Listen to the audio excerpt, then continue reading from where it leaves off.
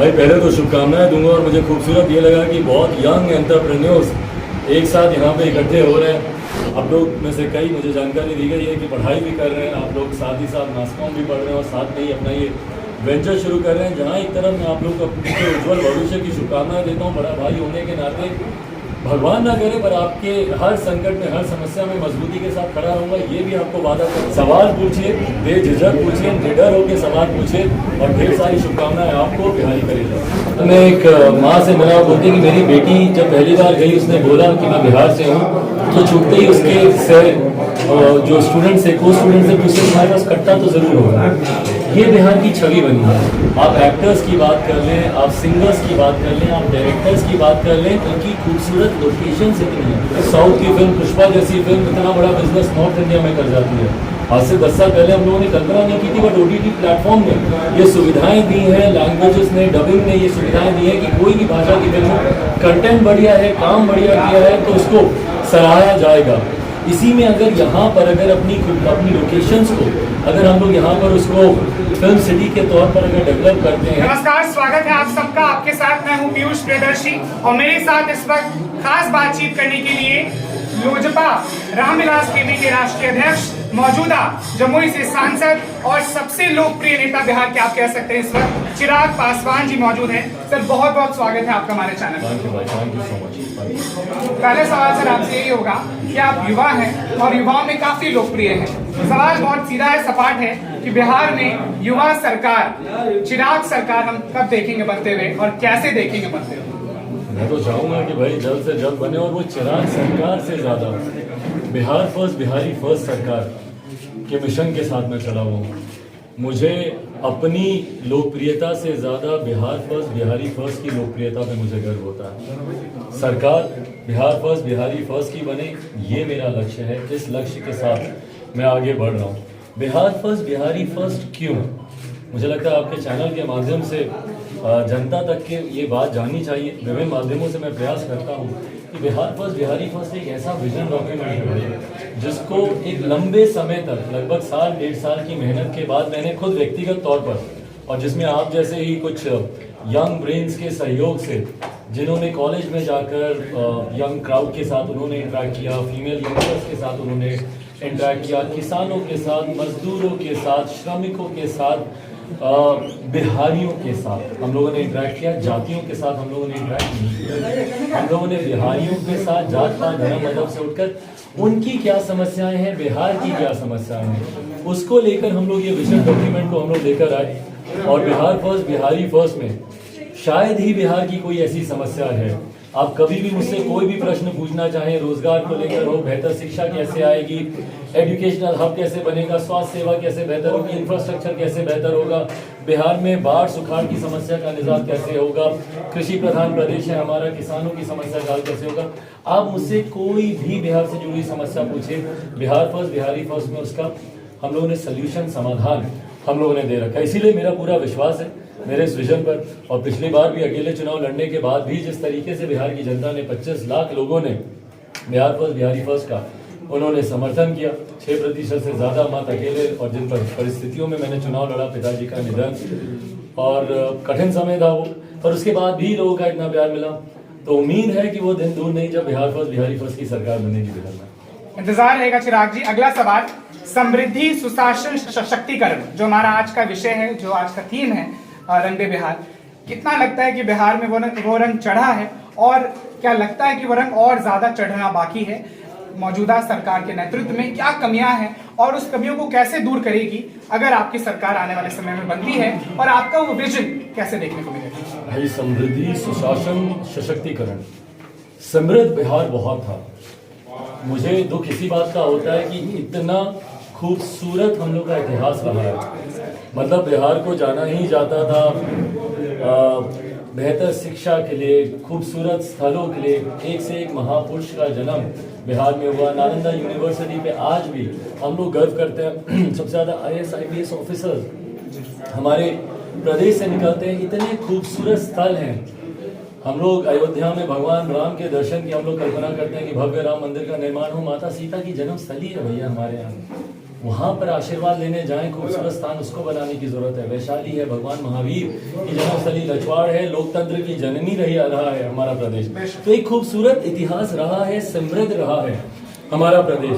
पर हाल फिलहाल के वर्षों में यकीनन कुछ राजनीतिक कारणों की वजह से वो चीजें धीरे धीरे कम होती गई। और आज की तारीख में अगर आप देखिए तो राष्ट्रीय स्तर पर अगर बिहार सुर्खियां बनता है तो सिर्फ और सिर्फ गलत कारणों की वजह से, अपराध को लेकर, हत्या को लेकर, लूटमार को लेकर, अपहरण को लेकर, डकैती को लेकर, पालिका सुधार गृह में हुए घृणित कार्यों को लेकर, ऐसी चीजों को लेकर जब बिहार राष्ट्रीय स्तर पर जब खबरों में आता है तो कहीं ना कहीं बिहार की छवि खराब होती है। आज की तारीख में आप देश के किसी भी प्रदेश में चले जाइए, बिहारी होने के नाते कहीं ना कहीं आपको हीन भावना से देखा जाता है।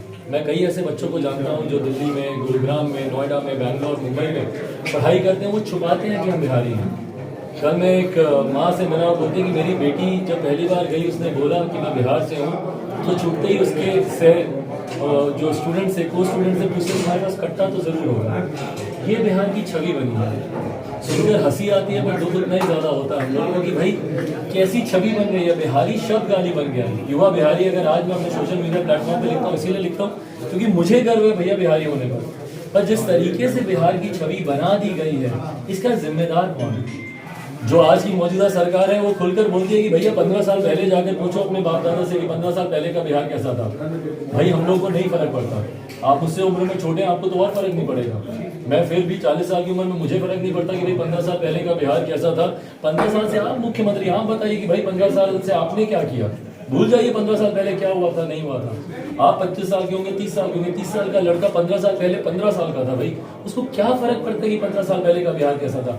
15 साल से आप मुख्यमंत्री हैं, आपने हमारे प्रदेश को कितना समृद्ध बनाया, आप इसका हिसाब किताब दीजिए। सुशासन बाबू के नाम से आप जाने जाते हैं, जो आपका दूसरा वो है सुशासन, ईमानदारी से क्या सुशासन की सरकार है? अपराध भाई पहले से ज्यादा आज की तारीख में डर लगता है अकेले बाहर निकलने से। बच्चियां हो, लड़कियां हो, कब किसके साथ क्या घटना घट जाए, लूटमार, अपहरण, डकैती, यही बाकरगंज बगल में भैया कंधे से कंधरा मिला के चलने में दिक्कत होती है, जहाँ पे दोपहर में लूटमार 14 करोड़ की लूट मचा के लोग निकल जाते हैं। जहाँ दिन में आप चले तो भीड़ इतनी कि आप बिना कंधा टकराए आप चल नहीं सकते, वहाँ पे लूटमार हो जाती है, छोटी छोटी बच्चियों का अपहरण हो जाता है, बलात्कार कर दिया जाता है। क्या ये सुशासन है? सशक्त होने की जरूरत है, सशक्तिकरण की आप लोग बात करते हैं, पर सशक्त किसको? दिक्कत ये है कि जातियों में बांट के उनको सशक्त करने की बात की जाती है हमारे प्रदेश में। और हमारे प्रदेश एक ऐसा नेतृत्व है भैया, प्रदेश के मुखिया की जिम्मेदारी होती है कि पूरे प्रदेश को एक साथ लेकर चले। घर में हमारे पिताजी हो, हमारे दादा हो, उनकी जिम्मेदारी होती है कि भाई कैसे पूरा परिवार एक साथ रहे, तमाम भाई बहन एक साथ खाएं पढ़ने। या हमारे प्रदेश के मुखिया जो हमें और बांटते हैं। पहला ऐसा उदाहरण मैंने देखा जो अपने ही परिवार को बांटने का काम करते हैं, दलित को महादलित कर देते हैं, पिछड़ा को अति पिछड़ा कर देते हैं, अगड़ा पिछड़ा, हिंदू मुस्लिम।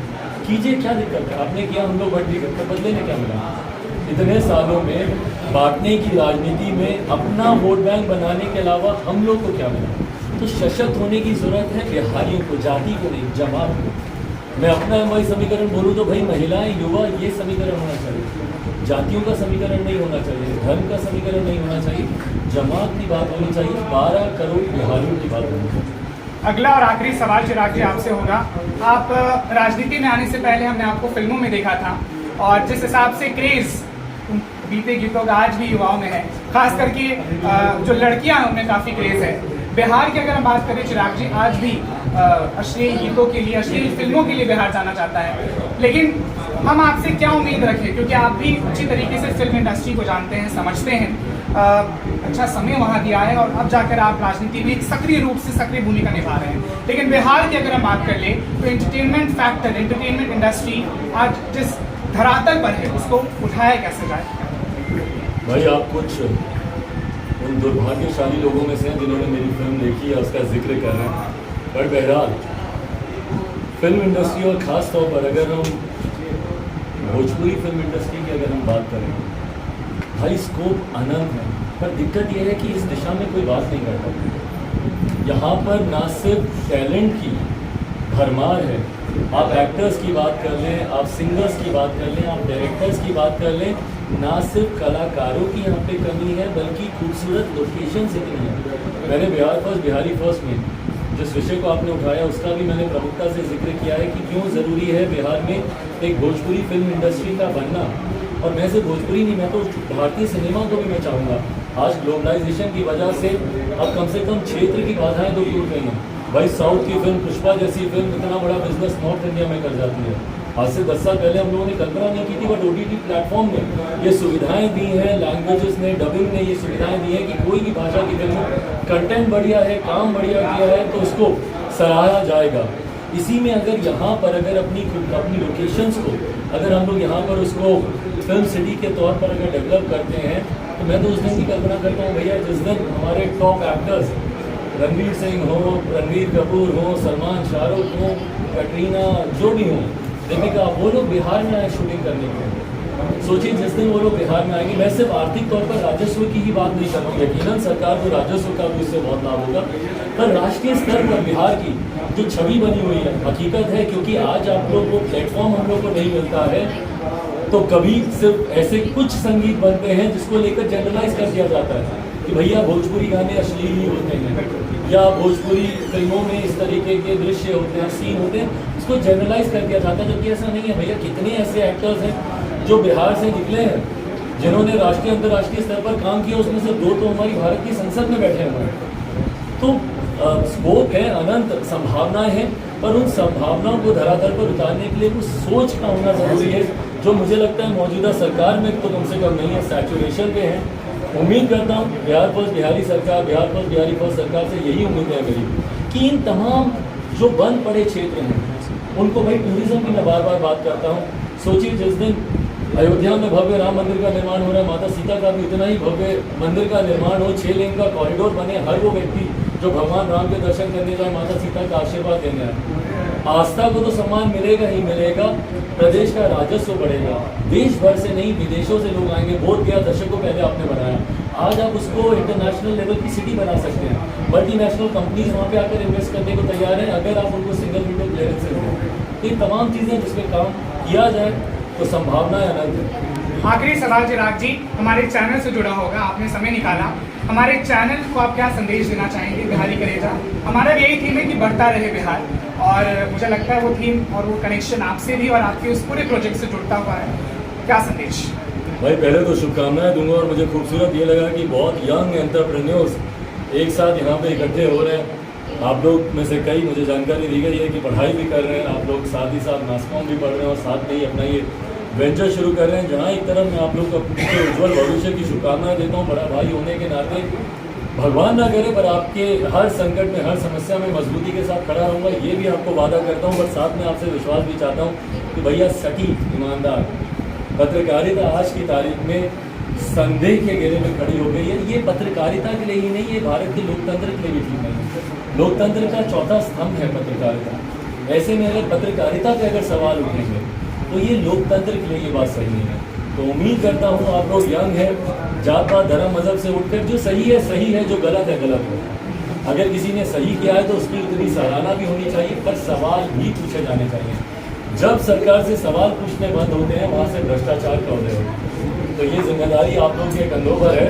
सवाल पूछिए, बेझिझक पूछिए, निडर होकर सवाल पूछिए, और ढेर सारी शुभकामनाएं आपको बिहारी कलेजा। इसी के साथ शुक्रिया चिराग पासवान जी। आप चिराग पासवान जी को सुन रहे थे, लोजपा रामविलास खेमे के राष्ट्रीय अध्यक्ष, साथ ही साथ जमुई के सांसद, लोकप्रिय नेता, और जिस हिसाब से उन्होंने कहा निष्पक्ष पत्रकारिता, उस पत्रकारिता पर बिहारी कलेजा यूं ही निडर होकर चढ़ता रहेगा। बाकी इस वीडियो में आज के लिए सिर्फ इतना ही। मैं पीयूष प्रियदर्शी आप सबसे लेता हूं विदा। इस वीडियो को आप सब ज्यादा से ज्यादा शेयर करिए, हमारे चैनल और पेज को आज ही लाइक, शेयर और सब्सक्राइब जरूर कर लीजिए। शुक्रिया।